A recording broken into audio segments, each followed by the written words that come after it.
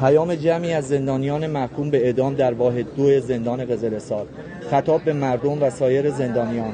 به نام خدا، مردم عزیز ایران، در حالی نزدیک به 1500 نفر از زندانیان محکوم به اعدام در سالن‌های 1 و 2 و 3 و 4 واحد 2 زندان قزل‌سار در اعتراض به اعدام همبندیان خود از روز دوشنبه 21 مهر به اعتصاب قضا زده‌ایم که دیگر صبرمان از این همه ستم و گرفتن جان زندانیان و جوانان لبریز شده. هر روز و هر هفته شاهد هستیم که عده‌ای از همبندیانمون به چوبه های دار سپرده می شوند و تعدادی نیز شب را با کابوس مرگ و چوبه های دار سپری می کنیم و این زجر آورترین لحظات زندگی ما و خانواده هایمان است.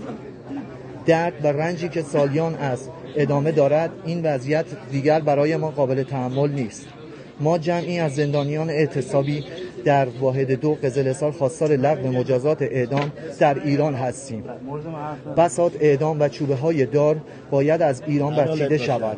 چرا به چه حقی دولت مجازات از جانمان انسانها را بگیرد؟ از همه مردم و کسانی که از این راه صدای ما را میشنوند و از همه زندانیان میخواهیم که به هر وسیله ممکن از ما زندانیان زیر حکم اعدام حمایت کنند. پناه ما زندانیان شما مردم عزیزان هستید. حق ما اعدام و جایمان در زندان نیست. علیه اعدام ها در ایران کاری کنید. صدایتان را بلند کنید. در برابر زندان ها تجمع کنید و نگذارید زندانیان را اعدام کنند.